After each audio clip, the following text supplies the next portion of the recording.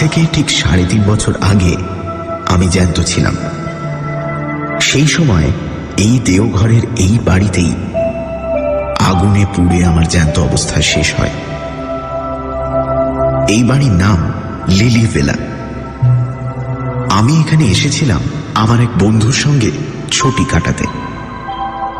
একদিন স্টোভে চা করতে গিয়ে স্টোভ ফেটে আমার কাপড়ে আগুন ধরে যায়। আমার মুখেও আগুন লেগেছিল, এইটুকু আমার মনে আছে। তারপর আর কিছু মনে নেই। তারপর থেকে আমি এই বাড়িরই বাসিন্দা হয়ে গেছি।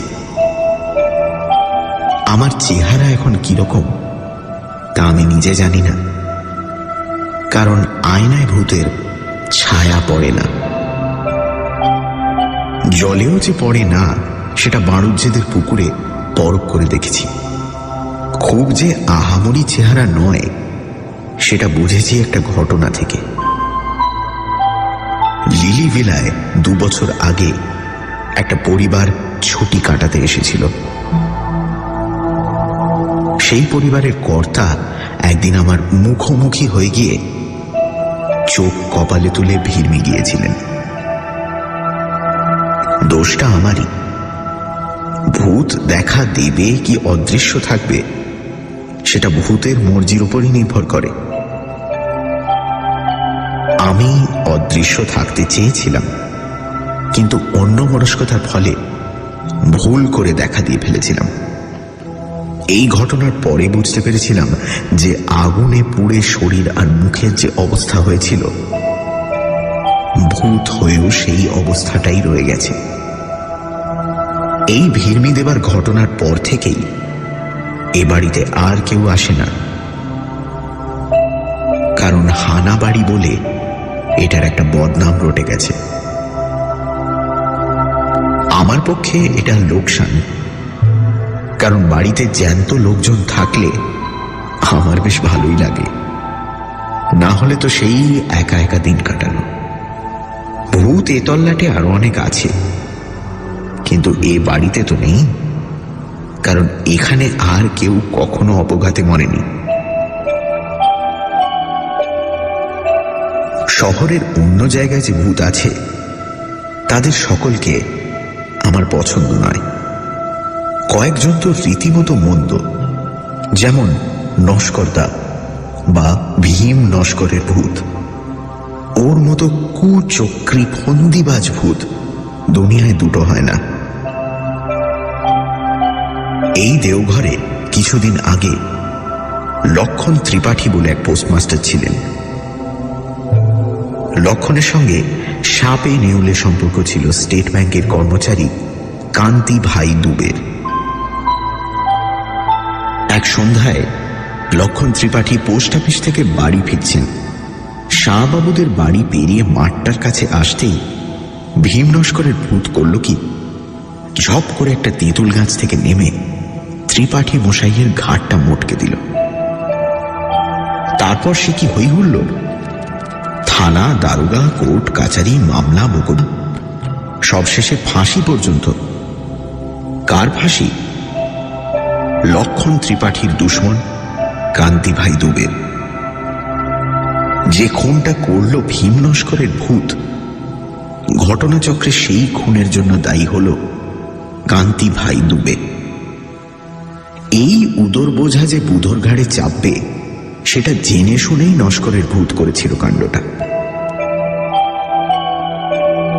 আমি বাধা দিয়ে নস্করদাকে বললাম যে তুমি কাজটা ভালো করনি।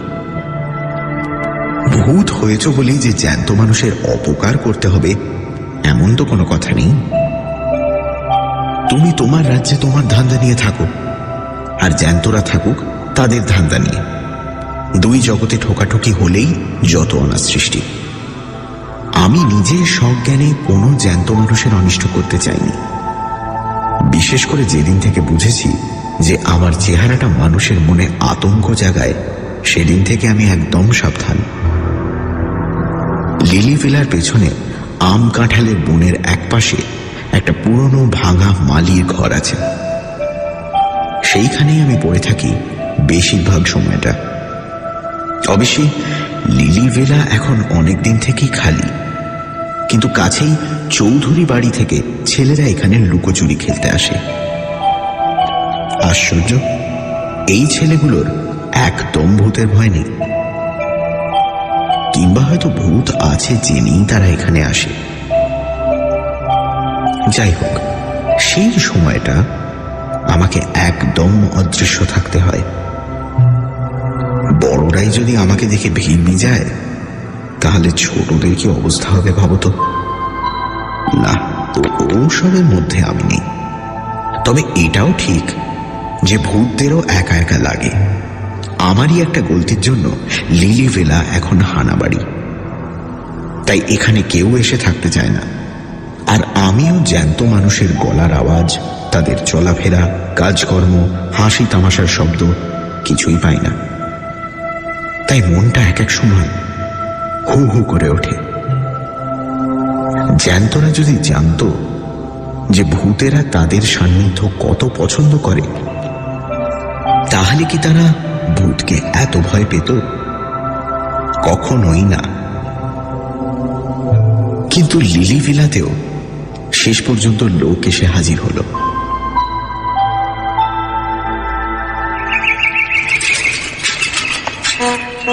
একদিন সকালে একটা সাইকেল রিক্সার হর্ন শুনে ঘর থেকে গলা বাড়িয়ে দেখি রিক্সা থেকে মাল নামছে। কজন লোক? দুজন, একজন বাবু আর একটি চাকর। তাই সই, বেশি লোকের দরকার নেই আমার। নেই মামার চেয়ে কানা মামা ভালো। ভূতেরা দূর থেকেই খুব স্পষ্ট দেখতে পায়। তাই বলছি, বাবুটির বয়স বছর 50-এর কাছাকাছি। বেটে, মাথায় টাক, খোঁচা খোঁচা গোপ, ঘন ভুরু আর ভ্রুকুটি করা চোখ। বাড়িতে ঢুকেই চাকরটিকে বাবু বললেন, সব দেখে শুনে বুঝে নাও, আধ ঘন্টার মধ্যে আমার চা চাই, তারপর আমি কাজে বসবো। এই কথাগুলি অবশ্যই আমি মালির ঘর থেকেই শুনতে পেলাম। আমরা যেমন দেখি বেশি, তেমন শুনিও বেশি। আমাদের চোখ কান দুটোই যেন দূরবীনের মতো কাজ করে। চাকর আধ ঘন্টার মধ্যেই বাবুকে চা বিস্কুট এনে দিল। বাবু তখন বাগানের দিকের ঘরটায় তার বাক্স খুলে জিনিসপত্র বার করে গুছিয়ে রাখছেন। জানলার সামনে একটা টেবিল চেয়ার, তার উপর দোয়াত, কলম, কাগজ সব রাখা হয়েছে। ইনি তাহলে লেখক? খুব নাম করা লেখক কি? হ্যাঁ, তাই। ভদ্রলোক আসার ঘণ্টাখানেকের মধ্যেই দেওঘরের জনাষ্টিক বাঙালি এসে হাজির হল লিলি ভিলাতে। তখনই জানলাম ভদ্রলোকের নাম নারায়ণ শর্মা। আসল নাম না ছদ্মনাম তা জানি না, তবে এই নামেই সকলে তাকে ডাকে।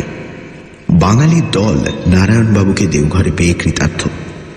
এত বড় একজন কাউকে তো সবসময় পাওয়া যায় না। তাই যদি ভদ্রলোকের আপত্তি না থাকে, তাহলে এখানকার সকলে তাকে একদিন সংবর্ধনা জানাতে ইচ্ছুক। নারায়ণ শর্মা লোকটি দেখলাম বেশ কড়া। বললেন, এখানে নিরিবিলিতে কাজ করতে পারবো বলে কলকাতা ছেড়ে এলাম, আর আসামাত্র আপনারা এসে সংবর্ধনা দেবার জন্য পিটাপিটি করছেন। এই কথায় অবশ্যই সকলেই একটু কাঁচুমাচু ভাব করলেন। তাতে আবার নারায়ণ শর্মা নিজেই নরম হয়ে বললেন, বেশ, আমাকে দিন 5 একটু নির্ঝঞ্ঝাটে কাজ করতে দিন, তারপর হবে খন সংবর্ধনা। বেশি বিব্রত করলে কিন্তু আমি আবার তল্পিতল্পা গুটিয়ে কলকাতায় ফিরে যাব। এই সময় ঘোষবাড়ির কর্তা নিতাই বাবু হঠাৎ একটা প্রশ্ন করে বসলেন, যেটা আমার মোটেই ভালো লাগলো না। তিনি বললেন, এখানে এত বাড়ি থাকতে আপনি লিলি ভিলা এসে উঠলেন কেন? নারায়ণবাবুর মুখে এই প্রথম হাসির রেখা ফুটল। তিনি বললেন, হানাবাড়ি বলে বলছেন তো? তা ভূত যদি আসে তাহলে তো ভালোই, একজন সঙ্গী পাওয়া যাবে। আপনি বোধহয় আমাদের কথাটা সিরিয়াসলি নিচ্ছেন না, বললেন হারু হারু তালুকদার। কলকাতার এক ডাক্তার এখানে সপরিবারে এসেছিলেন। ভদ্রলোক নিজের চোখে দেখেছিলেন ভূত। সে নাকি বিভৎস ব্যাপার। প্রায় 15 মিনিট পরে জ্ঞান ফেরে ভদ্রলোকের। এখানে ভালো ডাক বাংলো আছে, ম্যানেজার আপনার খুব ভক্ত, বললে উনি নিজে সব ব্যবস্থা করে দেবেন। আপনি গিলভিলা ছাড়ুন। এইবার নারায়ণ শর্মা একটা অদ্ভুত কথা বললেন। আপনারা বোধহয় জানেন না এই প্রেততত্ত্ব সম্বন্ধে আমি যতটা জানি ততটা খুব কম লোকেই জানে। আমার এখনকার লেখার বিষয় হচ্ছে এই প্রেততত্ত্ব। সেই ডাক্তারের অবস্থায় আমাকে কোনোদিন পড়তে হবে না, এটা আমি জোর দিয়ে বলতে পারি। তিনি ভূতের বিরুদ্ধে কোনো প্রিকশন নেন, কোনো ব্যবস্থা করেননি। আমি সেটা নেব এবং করব। ভূত আমার কিচ্ছু করতে পারবে না। আপনারা সদুদ্দেশ্য নিয়ে উপদেশ দিতে এসেছেন তা জানি, কিন্তু আমি এই লিলি ফিলাতে থেকেই কাজ করতে চাই। এই বাড়িতে আমি ছেলে বয়সে এসেছি, তখনকার অনেক স্মৃতি আমার এই বাড়ির সঙ্গে জড়িয়ে আছে। ভূতের বিরুদ্ধে ব্যবস্থার কথাটা আমি এই প্রথম শুনলাম। কথাটা ভালো লাগলো না। আর প্রেত তত্ত্ব, ভূত নিয়েও কোনো তত্ত্ব হয় নাকি? এসব কি বলছেন নারায়ণ শর্মা? অবশ্যই এখন এসব ভেবে আর কোনো লাভ নেই। রাতটা আসুক, আপনা থেকেই সব প্রশ্নের উত্তর মিলবে বলে আমার বিশ্বাস। তবে এই ব্যবস্থার কথাটা শুনে অবধি আমার মন বলছিল যে খবরটা একবার অন্তত মজা দেখবার জন্য ভীম নস্করকে জানানো উচিত। সে জ্যান্ত মানুষের ঘাড় মটকাবার কায়দা রপ্ত করেছে। না জানি সে এই খবর শুনে কি বলবে। বেলা যতই বাড়তে লাগলো ততই আমার ছটফটানিও বেড়ে চলল। শেষটায় আর না পেরে অদৃশ্য অবস্থায় মল্লিকদের 200 বছরের পুরনো পোড়ো বাড়িটায় গিয়ে নস্করদার নাম ধরে ডাক দিলাম। সে দোতলার পূব দিকের ছাদ ভাঙা ঘরটা থেকে হাওয়ায় ভেসে নিচে নেমে এসে কড়া সুরেই বলল, এই অসময়ে কেন? আমি তাকে নারায়ণ শর্মার কথাটা বললাম। শুনে নস্করদা প্রচন্ড ভ্রুকুটি করে বলল, বটে, বলি ব্যবস্থা কি সে একাই করতে পারে? আমি পারি না? কি ব্যবস্থা করবে ভয়ে ভয়ে জিজ্ঞেস করলাম আমি বুঝেছিলাম যে নস্করদার মাথায় ফন্দি খেলছে। নস্করদা বলল, কেন? বেঁচে থাকতে 32 বছর ধরে ব্যায়াম করেছিল। ডন বৈঠক, মুগুর, ডাম্বেল, চেস্ট এক্সপ্যান্ডার কিছুই বাদ দিইনি। নারায়ণ ছোকরার ঘাড় মটকাবার শক্তি কি আমার নেই? ব্যায়াম যে সে করত সেটা ভীম নস্করকে দেখলেই বোঝা যায়। সে বিষ খেয়ে আত্মহত্যা করেছিল, তাতে তার দেহের কোনো বিকার ঘটেনি। তাই এখনো হাত পা নাড়লে শরীরের মাংসপেশি ঢেউ খেলে যায়।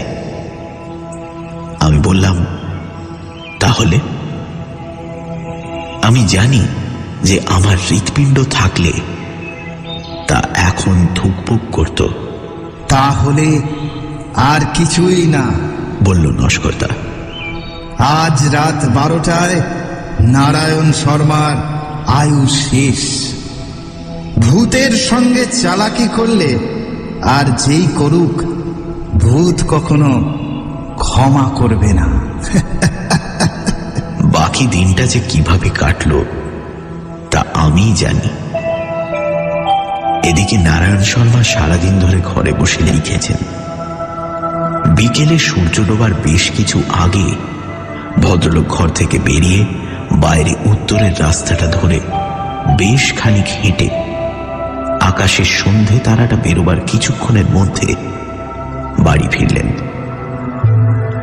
আজ অমাবস্যা, তাই চাঁদ নেই। আমি আমার ডেরা থেকে সবই লক্ষ্য করে যাচ্ছি। এবার নারায়ণ শর্মাকে দেখলাম একটা অদ্ভুত জিনিস করতে। সুটকেস খুলে একটা থলে বার করে তার থেকে একটা গুঁড়ো জিনিস এক মুঠো মুঠো নিয়ে একটা ধুনুচির মধ্যে ছড়িয়ে দিয়ে তাতে আগুন দিয়ে ধনুচিটা দরজার চৌকাঠের বাইরে রেখে দিলেন। সেই ধনুচি থেকে গল গল করে ধোঁয়া উঠতে লাগলো, আর দক্ষিণের হাওয়া সেই ধোঁয়াকে সোজা এনে ফেলল আমার ডেরায়। বাপ রে, একই ব্যবস্থা!